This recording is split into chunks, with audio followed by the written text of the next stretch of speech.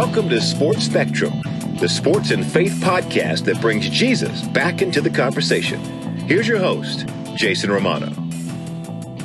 Hey guys, welcome to the show. I am Jason Romano. Today's show is brought to you by Ronald Blue Trust. And listen, these Ronald Blue Trust advisors, what they do is they apply biblical wisdom and technical expertise to help clients make wise financial decisions to experience clarity and confidence, leaving a lasting legacy. So many questions right now about financial futures and what to do, especially within COVID-19. How can we make the right decisions, especially doing it through a biblical lens? That's what Ronald Blue Trust is all about. Check them out at ronblue.com and see if they're a fit. See if they're a place that you can consider and talk to about your financial decisions. ronblue.com.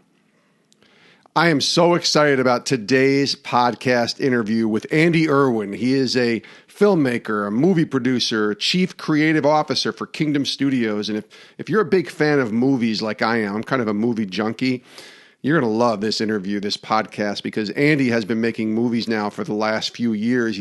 His movie credits include October Baby, Mom's Night Out, Woodlawn, I Can Only Imagine, which was the big hit a couple years ago on the story of Bart Millard from Mercy Me and his relationship with his father. And most recently, in March of 2020, releasing I Still Believe, which released literally the day after the world declared a pandemic. And the United States was part of that, obviously, with COVID-19 and this quarantine that we've been stuck in. So it's an interesting time to be a filmmaker. And Andy's got a brand new project coming out at the end of next year about Hall of Fame quarterback Kurt Warner's life, a new movie that he's a part of with his brother, John, called American Underdog. And Andy began his career working at ESPN as a camera operator. Interestingly enough, him and I had not known each other during our times at ESPN, although they did overlap. And I met Andy a couple years back when I was still at ESPN, when he was connected to me through Bart Millard from Mercy Me, a mutual friend. And Andy and I talked, and I learned a little bit about his story and his past life, I guess if you call it that, as a camera operator on college football and Monday Night Football. And man, this guy is doing great things for the Lord and making movies that are just really hitting the heart of a lot of people. If you saw I Can Only Imagine, I dare you to watch that movie and not cry. If you saw I Still Believe, I dare you to watch that movie and not have some tears shedding. So Andy Erwin is doing great work. He's got a great story, and this is a lot of fun talking to him about movies, about faith, about pivots in life, and taking a leap of faith, if you will, leaving ESPN for filmmaking. Take a listen to Andy Erwin, filmmaker, joining us here today on Sports Spectrum. Andy Erwin, welcome to Sports Spectrum, buddy. How are you? Hey, Jason. Glad to be with you, bud. It's always good to talk to a friend and connect and tell good stories. So yeah, glad to be on. Absolutely. This has been a little while that I've been wanting to do this, and I'm glad now is the time, when it is the right time, and so let's start, I guess, now, 2020. As a filmmaker, there's certainly hills and valleys, and I want to kind of go into your journey in becoming a filmmaker. And I know it's a really good one. It actually starts at the similar place where I started at ESPN, and we'll tell that story in a minute. But take me back to sort of January, February of 2020. At this point, you're in the process, I believe, of finishing I Still Believe, the movie about Jeremy Camp's life, correct? Right. Yeah, it was, we were in the final stages of the sound mix and getting the film finished and getting ready to put it out. And it was an incredible opportunity. Lionsgate had given us more support than we'd ever had for any film. We got a chance to come out in twice as many theaters. And got an IMAX release. And so it was all gearing up to something that was going to be pretty special. And opening weekend was coming around the corner. And then we got out on the road to promote the film with KJ Apa, the star from the TV show Riverdale. He plays Jeremy. Yeah. And we had just finished that week before the film came out, in early March. We had just finished doing the Tonight Show with Jimmy Fallon, and we were clicking up to the top, and it was really gearing to be a special weekend. And then we went into our final premiere screening in Nashville when we went in, everything was in good shape. And when we came out, Tom Hanks had been diagnosed with COVID. Yeah. The NBA season had gotten shut down and had been declared a pandemic. So in that 3 hours, the whole world shifted. And so we just spent the following weekend just trying to wrap our heads around what to do and how to, and so it was definitely a crazy time. It was a story that we really believed in, and God's found other ways to get it out to the audience, but it was definitely surreal. You felt like you were living in a movie rather than making one.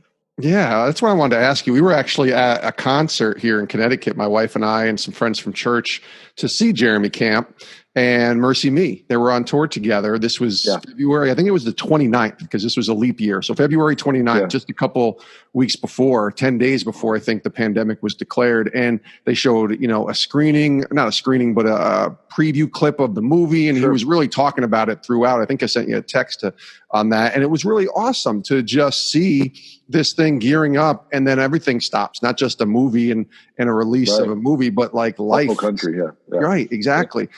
Can you walk us through kind of some of the discussions and the pivots that you had to make in trying to see, okay, this is not your typical anything. We're living in the middle of history here, but how can we still make this movie be something that people can enjoy and look at it as a success, even though the world might say, well, that didn't make the money back that you spent, or whatever it is.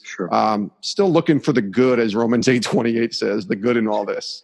Yeah, absolutely. I think the first part, just like all of us, it was shock. When I came out of that screening, it was Bart Millard from I Can Only Imagine. Bart had pulled me to the side and said, hey, man, I think this is going to be serious. And we were like, I don't know that it'll affect us, per se.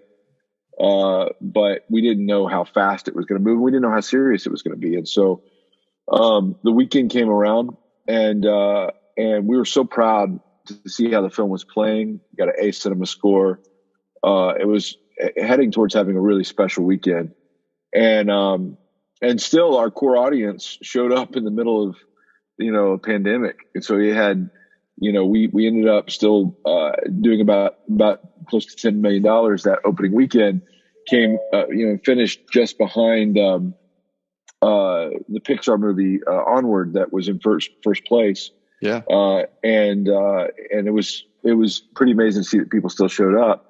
But then the theater started shutting down, and also we started realizing the importance of the social distancing and all the things that we've all had to learn and kind of new words to our vocabulary. So once that was done, all of a sudden there's like, you didn't know how to feel, because there was no theater showing anything. And it was just like everything ceased to exist for a period of time. And so we just tried to start saying, what do we do? And Lionsgate figured out a way to kind of move up the video on demand release. And so they were able to release it on demand within weeks. And it had a special run there. And then it has now released on Blu-ray and DVD. But, I think for us, I think the thing that was the positive was I was on a conference call with a bunch of other filmmakers for a thing with the DGA, which is my union for directors. And there was several filmmakers on that call that were well known. And one of them in particular wouldn't be somebody you'd associate being interested in faith things. Yeah. But on the call, he asked a lot of really thoughtful questions, trying to understand what we do and why we do it and that type of thing. And I got off that call and I turned to Mandy, my wife, and I just said, I feel like in this climate, hope just got a little bit more attractive. And so I think to see a product like I Still Believe that really does point to a greater hope beyond the things that we kind of put our hope in here on earth, and to see a young woman that lost everything, but she gained the whole world because of her faith. That's a story that really is needed in this time. And so I was pleased to be a part of it, and pleased to, definitely not the way you see it happening, but it was definitely the way it was meant to be. Yeah, that's well said. He is Andy Erwin. Again, the movie's called I Still Believe. It's available. I'm just want to give it another plug because I got to see it, and it's really an amazing movie. It's just, I loved how you went from I Can Only Imagine to I Still Believe, and those are two different stories, but they're two very similar, at least for me, feelings that I came out of the movie with, which is a hope greater than myself, and just believing that, God can do anything in our lives if we just believe in a lot of ways. And so I want to give another plug. People can go buy it, DVD, Blu-ray. You can get it on demand right now. You can watch it everywhere, stream it, rent it. It's a good movie. So go see I Still Believe, and I Can Only Imagine, which has been around now for a couple of years as well. Andy, I'm curious as a filmmaker right now, because my wife and I just talk. I don't know the film industry. I know the media industry and the broadcast industry, but you can still make content. I've been making content for 3 months now with our podcast still in this pandemic. But what about you? Are you able to still work and do what you love by being quarantined? Can you kind of get some work done even though you can't go necessarily out and shoot like you might if you're working on a movie? We've shifted in several different ways, that we just try to figure out kind of on two different planes. What do we do now and how do we prep for the future? Now we had 2 films that were about to go into production the beginning of this month. And when everything happened, not only did that affect I Still Believe, but it affected those other 2 films that got put on hiatus until, the world gets turned back on. One of those being Kurt Warner's story, American Underdog. Yeah. And that's a story that. It's going to be exciting. I've got to, it's been exciting. It's going to be a great film. Lionsgate is giving us a Christmas release. They pushed it back a year because of all this. So we're going to get a Christmas release in 2021. And so, it's going to be a great movie. And an incredible story about his story of struggling, being out of football or being out of, the NFL. Getting cut in Packers camp after only playing 1 year at a Division II school, and then he got cut in Packers camp and then was out of football for 5 years, stocking shelves at a grocery store, but fell in love with this beautiful single mom, Brenda Mione, and her 2 kids, and one of which was special needs, and learned to fight for that family, and then came back to football after playing some in the Arena League with a new purpose, and then ended up going all the way to the Super Bowl that year, and just a Cinderella story. So it's called American Underdog. It's a phenomenal story. Twice the budget of anything we've ever had before. So it's going to be a pretty epic film. Mark Ciardi that produces every great sports movie ever, including Invincible and Miracle and on down the list, McFarlane, USA, and all those type of sports movies. He's on board to produce it with us. Nice.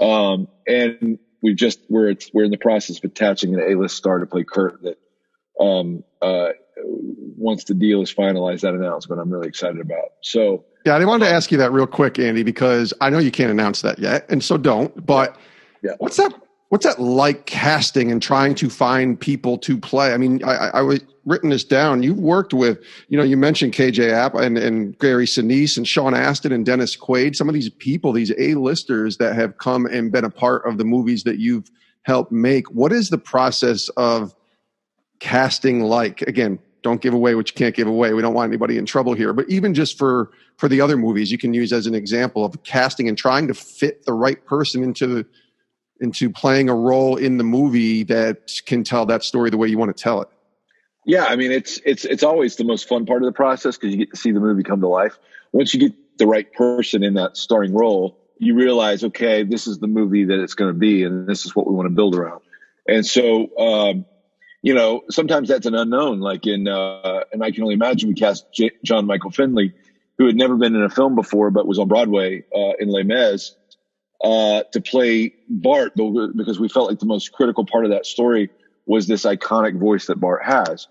And we wanted somebody that had that kind of middle America grit to him. And we found this kid from Arkansas that was on Broadway, which, where do you ever find that combination? But, right. But then we found a Dennis Quaid to play opposite him. And when you get to the right A-lister in a right role, and KJ is definitely in that, especially for his audience, which is young. It's definitely a privilege when it's like, oh my gosh, this person is interested. And the person that's interested in playing Kurt that we're in negotiations with right now is somebody that I've been friends with for a while, but never gotten a chance to have the right project. And we just struck up a conversation and kind of were commenting on the fact how much he looks like, Kurt. And he was like, well, I'd love to read the script. And I was like, sure. So I sent him the script, and then next thing you know, I get a text saying, hey, let's do a football movie. And he loved it. And so when it kind of comes together like that, and it's the right person in the right role, you're not just going after a name, you're going after somebody that's a right fit, especially when you're doing a true story. And so it's exciting. And then the movie just comes alive, because then once that person is attached, then everybody falls in line of, hey, I want to do it. I want to do it. And so, the cast for Kurt Warner is going to be really strong if it comes together the way it looks like it is. We're in the process of that one. We'll start filming that hopefully in September. We've definitely had to kind of search through what the protocols that are being released are going to be, which are extensive. But it's going to be, once we get back to work on that one's going to be truly special. We've got another movie that we're producing called Jesus Revolution that is on hold until California gets turned back on. And then in the meantime, we kind of shifted our focus to a lot of unscripted stuff. So we've got a documentary. We did that American Icon documentary on Steve McQueen. Yeah. We're working on one right now on Johnny Cash in that series that Ben Smallbone is directing, and it's going to be a really great project. And then we're doing a documentary right now that we haven't announced it yet, but I'm interviewing somebody for it today that it's going to be, it's pretty spectacular. So it's going to be nice. a really cool, comprehensive kind of 4-part series that we're working on, cool. Having to do with the music industry. But, Nashville has kind of started to kind of come back to life, that's where we're based. So we're able to do a little bit more now than we have previously. Still trying to be cautious, but it's a little bit different than, New York and LA.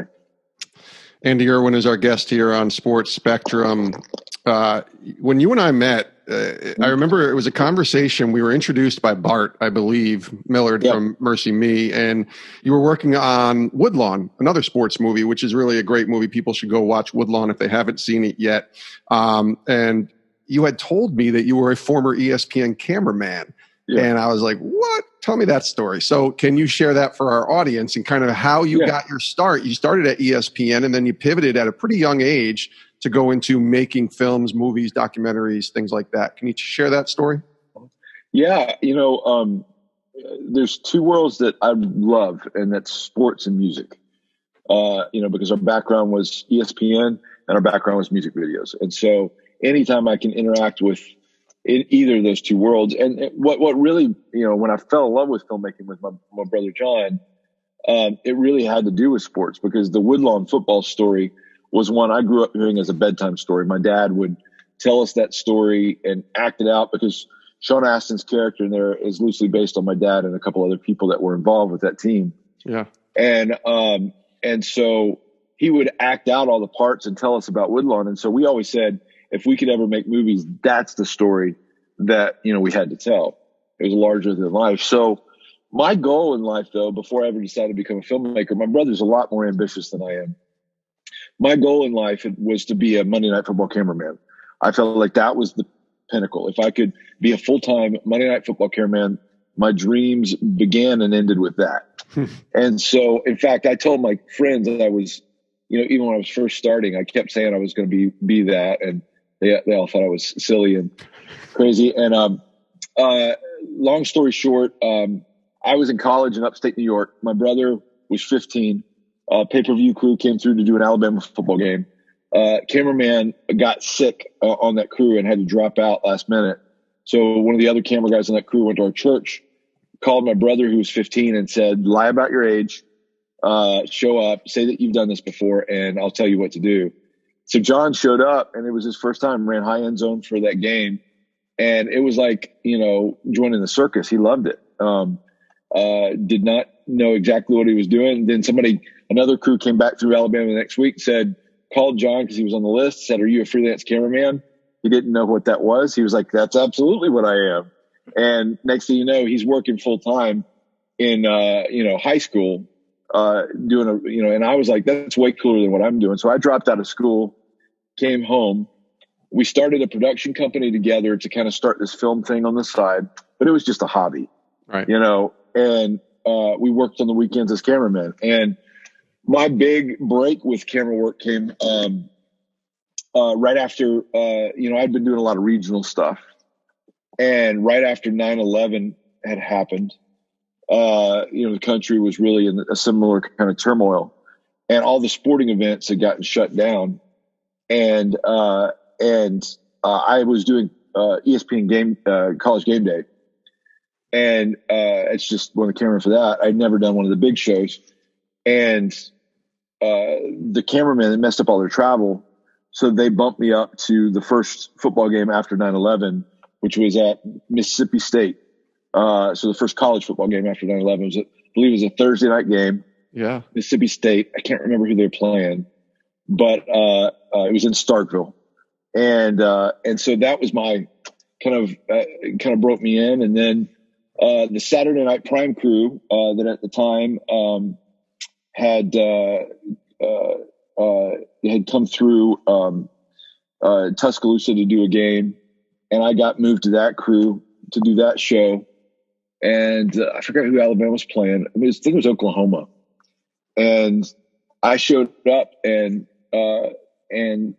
looked to see where I was on the list. Didn't realize there were so many camera guys, and I got put on that list, and I was just the band cam, and just to get band shots. Yeah. And I was like, I'm going to do the best darn band shots I can. So I was running up and down the stands, and at the end of the game, the director, Scott Johnson, who's still been one of my mentors, pulled me to the side and said, "Hey kid, you're with us." And I started traveling with that crew every week.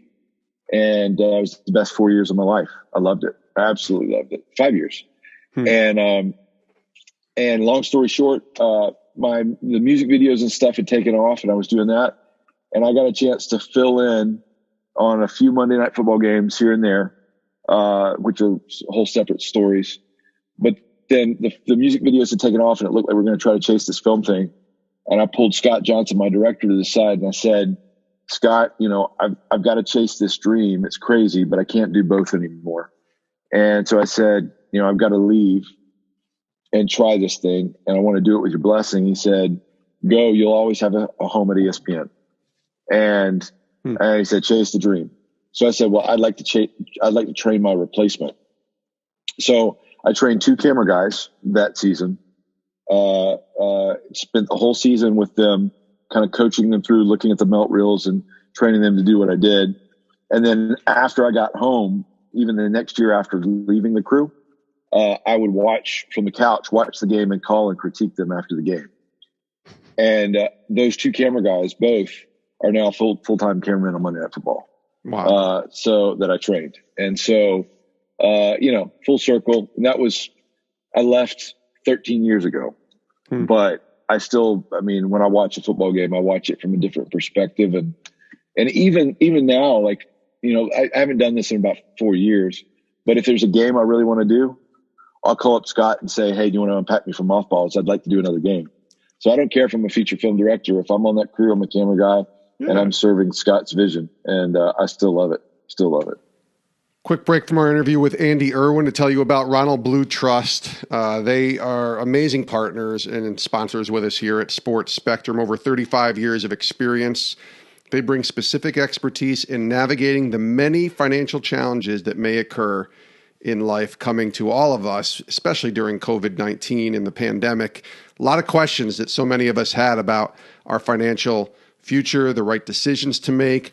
Ronald Blue Trust, their company's certified financial planning professionals, offer comprehensive financial planning and investment management services based on biblical principles to individuals and families across the United States who are beyond the debt problem stage, but want to be good stewards of their wealth. We all want to be good stewards of our wealth. Ronald Blue Trust is a great place to help you reach your goals. Check them out at ronblue.com to learn more. ronblue.com.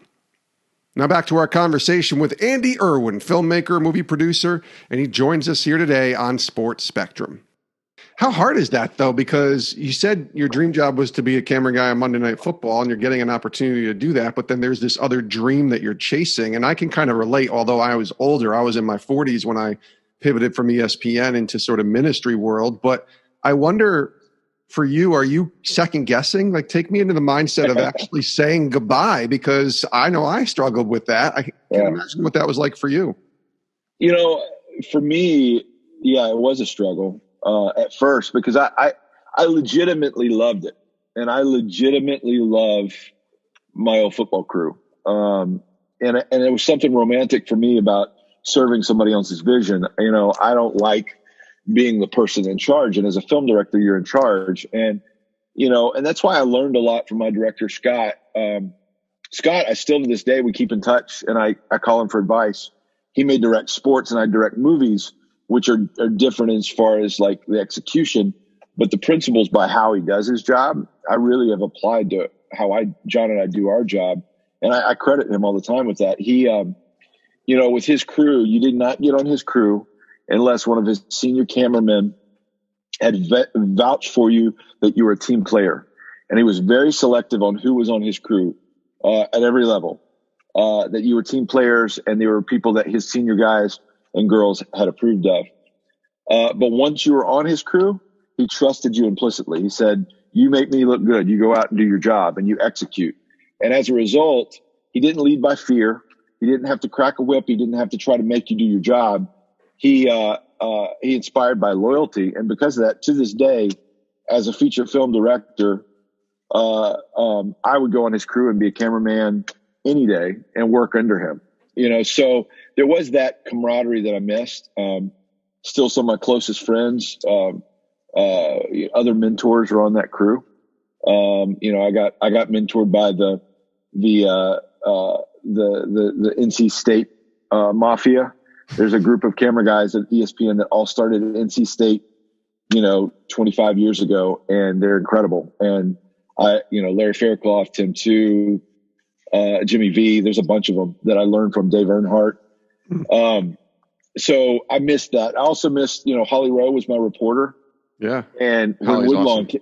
you know, and Holly, you know, has been, you know, just a dear friend. Todd Blackledge led a Bible study that all of us camera guys went to. And then when WOODLAWN came out, Holly allowed, you know, we were on the sideline because we just showed the film to the Georgia football team. And she stuck her neck out for me and interviewed me and Caleb Castile on the sideline of the Georgia football game on Saturday Night Prime. She said, I'm sorry, this is a shameless plug, but this is my friend. And I was greatly appreciative of Holly. She was the real deal. So I missed all that. I missed the sports world. My most infamous moment in my sports career was LeBron James tripped over me in the playoffs one year. I was in Cleveland. Detroit was playing them. It was one of his early years. I think it was 2005. Yeah. And I was foul line extended handheld that sat Indian style on the floor. And that camera really wasn't there except in the playoffs. He wasn't used to it being there. And he spotted up for a three in front of me and backpedaled out of bounds, not looking behind him. And I tried to stop him and he hit me, somersault in the air, and like landed face down. Oh. Didn't move. It's the longest 8 seconds of my life. It was an ABC broadcast. And I just sat there. And then finally he got up and holding his wrist. I was like, oh, he's alive. And security yanked me out of there. And it was, That's funny. I was like, what? I'm not moving. I'm 5'11". He's 6'8", but he's, you know, a lot more important than I am. So, I love that story. So, you know, I missed the sports world, but I think it was just God shifted my purpose. That I love sports for me, but God had bigger dreams for my life. And not that there was anything wrong with the original dream.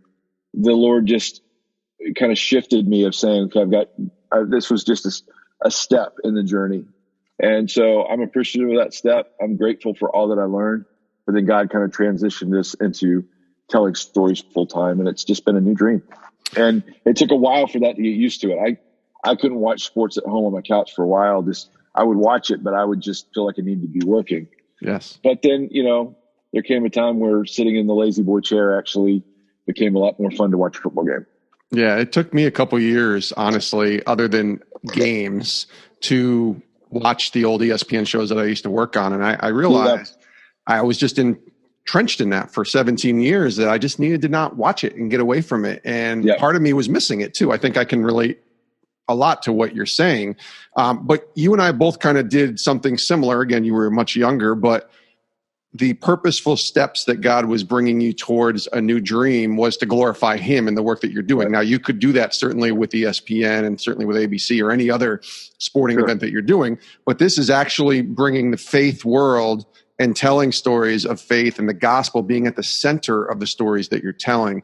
Can you take me through that part as we wind down here in the last couple questions of making your work be work that is intentionally bringing the gospel into it? If you watch any of your movies now, Woodlawn, October Baby, I can only imagine, I still believe these movies are entrenched, not overtly religious or Christian, if you want to use those words, but the gospel is pretty much front and center on all these movies.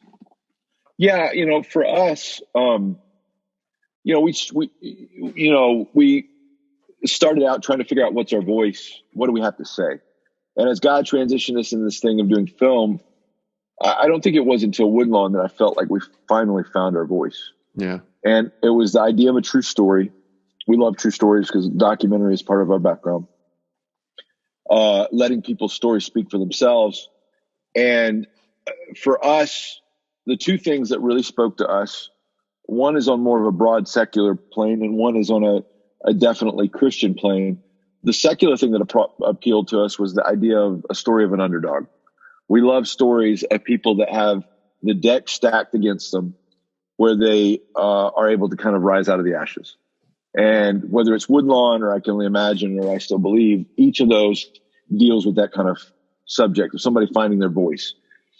On a faith element, what we love the idea is explore the idea of redemption, which those two kind of are parallel, but the kind of the linchpin of the person finding their voice was them understanding redemption. And whether that's in a movie like Woodlawn, where this team has all these racial struggles, and in that the Jesus movement hits this school and they unite around this one kid, Tony Nathan, or whether that's in I Can Only Imagine, Bart having to come to terms with his father who is abusive, having to go deal with that. And as he forgives his father, his dad understands redemption, and that inspires this song that gives him this platform.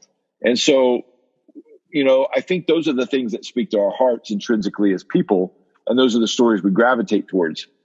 But then the idea of, if we're going to commit 2 years of our life to a project, which is usually the case from, inception of the idea until it hits the screens. If we're going to do this, it's got to be worth making a movie. It was funny. I asked Mel Gibson, or John, my brother actually asked Mel Gibson. He was talking to him about Hacksaw Ridge, that movie, and how they did it. He was like, do you love filmmaking? How do you, and Mel starts fidgeting and playing with his beard. He's like, he's like, doing films, it's torture. It's just torture. And, and we're like, I'm only a few steps away from that, so it is. I mean, no movie wants to be made, but if we're going to do it, what's worth our time and what's worth that struggle and what's worth it is the idea of planting the idea of the good news of the gospel. And that nobody is too far beyond Jesus' grace and forgiveness. And, you don't have to be overt with that, because if you plant that idea and you do it strategically at the right time after you've earned the right to be heard, it's called emotional jamming. If I can jam a wedge between your heart and your head and make you feel something, then you will reverse engineer wanting to find out why you felt that. It'll make its way to your head. And people will go seek out answers for themselves. So when we earn that moment in a movie like I Can Only Imagine, where Dennis Quaid says, if God can forgive everybody else, why can't he forgive me? And it's an earned moment that's not cheesy. It's not cliche. And Bart says, he struggles with it and says, God can forgive you. I can't. And he storms out. And then once he finds out his dad has terminal cancer, he comes back and says, I can tell you how, Dad. That moment is earned, so much so that one of the stories we loved from Australia was there was a lady and her son watching the film in the theaters. And at the end of the theater, the screening, the theater's silent, and she hears a person gently crying to the side. And this lady's sitting there, and she leans over and says to this mom and her son, are you guys Christians? Sorry, there's an ambulance going by right now. No worries. I'm in my truck in downtown Franklin. So, anyway, she says, do you guys know, are you Christians? Do you know Jesus? And the lady and her son, lady leans over and says, yes, we are. Do you? And she says, no, I don't. But whatever happened to Dennis Quaid in that movie, I want that in my life. And she knelt down and led this lady to the Lord. When a moment like that happens, that's real, that's genuine, it's authentic. And the film is doing what it's supposed to do, is plant the seed and let the gospel do its thing. And that's what we do with our films. And if that movie, for one person and that lady in Australia comes to know Jesus, doesn't matter if it makes 1 million, 100 million, 25,000 million, whatever the number you can envision, it's worth it, right? Well, I don't know. We call it the double bottom line. We're businessmen, and we go out to make a movie that makes enough money for them to let us make another movie. Of course. But the double bottom line is that movie that makes money can also have lasting kingdom impact. And so it funds itself. We're not going out asking for donations for our movies. The movies fund themselves, but then it's put on autopilot to be put around the world by the studio in countries where you can't even talk about Jesus. So at the end of I Can Only Imagine, we put up that 1-800 number that you can call for information if you want to know more about faith. And that hotline got 100,000 calls after I Can Only Imagine. Wow. So, and it was funny with I Still Believe, New York Times did an expose, big cover story on KJ Apa. And it was very fair and balanced. I actually thanked the reporter. But at the end of it, she said, they say that it's very even keeled and it's not meant to be push Christianity or whatever. And it's not overt. But at the end of the movie, they put up a 1-800 number. And I went to check out that website associated with it. And it says at the top of the thing, God loves you, has a wonderful plan for your life. You're separated by God from God by sin. And he provided Jesus Christ to provide the only way back to God. She's like, so we understand that there's an agenda. And I asked Jeremy Camp about this, and he said, that's absolutely what we're trying to accomplish. And I texted Jeremy at the end of it. I was like, well, the only times to share the gospel for you. So it's exciting to see that double bottom line happen, that yes, we make good movies, but those good movies have the gospel in it. That's cool. So much that we could talk about. I want to be mindful of our time. Let me ask you the last question that we ask all of our guests here on Sports Spectrum. Season of life that you're in right now, crazy world that we're living in right now with the pandemic and even other things going on just in society that has us all shaking our head in many ways. What are you learning from God right now? What's he teaching you? What's he showing you, Andy, in this time, this season where you are? What's the great lesson the Lord is showing you? Jason, I think the thing that the Lord's been working on me is just the idea of being still, getting out of all the noise, and really getting reconnected to why we do what we do. For me, after Imagine kind of blew up the way that it did, it was the first time in my career that I hadn't been the outsider with the chip on his shoulder, and part of that was awesome that, whatever we wanted was given to us and we had access to things we had never had, but it terrified me because for the first time I could accomplish something without really depending on God. And it's very easy to be surrounded by people telling you what you wanted to hear and to kind of get really distracted that this is about me. And just all the noise and even the good intention noise, but just the distraction that does not matter. And I think this getting broken down to where we have to be isolated and we have to be away from each other and be still, it really kind of gets down to what really matters. And what really matters to me is my family. And I've gotten to be able to reconnect with, my family being chosen first. Yeah. Relationships that I deeply care about, people I believe in that I want to influence, and then stories that I feel like have the ability to change lives. That's it. Mm-hmm. And the rest of it just fades away. The noise, the popularity, the fame, the money, all that can be taken away in a heartbeat. It does not matter. What really matters is who you are, who you love, and what you're doing for eternity. That's it. And so it's really gotten it back to a place of really having to depend on the Lord. And on the one hand, that's terrifying. I think we're all in a lot of scary situations. But I think the beauty in that is that, for me as a Christian, is where I feel safest. And flailing around where I'm in complete control, that's terrifying. Being in a position where I have to cling to the Lord and say, God, what do you want to do? That is where life is for me as a Christian.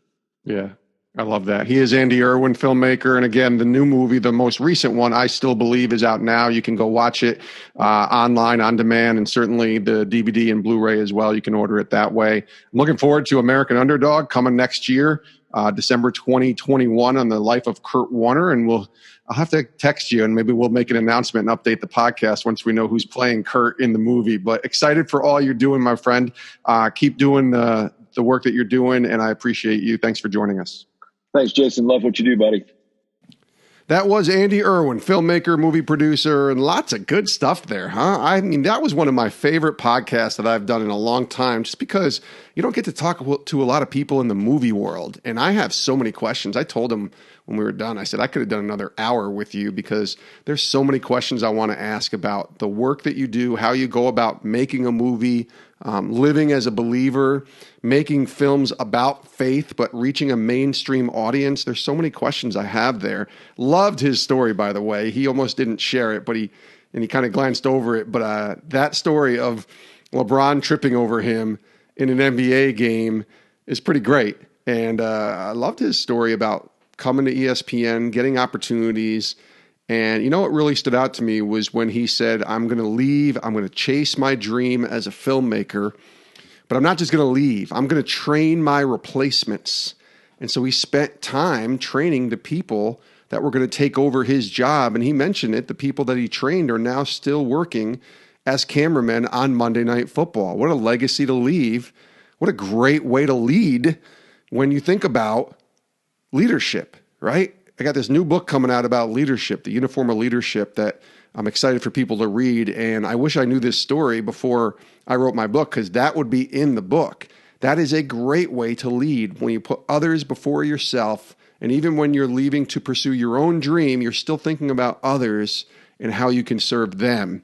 Andy Erwin is doing exactly that. And we love all of the movies that Andy's put out, especially WOODLAWN, I Can Only Imagine, I Still Believe. Go watch those movies. Go get those movies. I think I Can Only Imagine is still on Amazon Prime, and I Still Believe is certainly available for you on DVD, Blu-ray, and you can go watch and stream it and rent it online, on demand, Amazon and Apple and movies. Everywhere that you watch movies online, you can check out I Still Believe. And can't wait for December 2021, American Underdog, and the new movie on Hall of Fame quarterback Kurt Warner's life. And stay tuned to Sports Spectrum, because we'll be telling you more about that movie, and certainly, hopefully, doing some more interviews around the time when that movie releases, God willing, in December of 2021. Many thanks to Andy Erwin for joining us here today on Sports Spectrum. We also want to thank our sponsors, Ronald Blue Trust. Check them out at ronblue.com. ronblue.com for all your financial decisions, needs, questions that you might have, any goals that you might have financially. They're the place to turn to, Ronald Blue Trust. Check them out at ronblue.com. Thanks so much again for tuning in. My name is Jason Romano. You can reach me via email, jason@sportspectrum.com. I want to encourage you also to bookmark and check out our website, simply going to sportspectrum.com. Thanks so much for joining us, and we'll see you next time right here on the Sports Spectrum podcast. I do hope you all have a great rest of your day, and stay safe.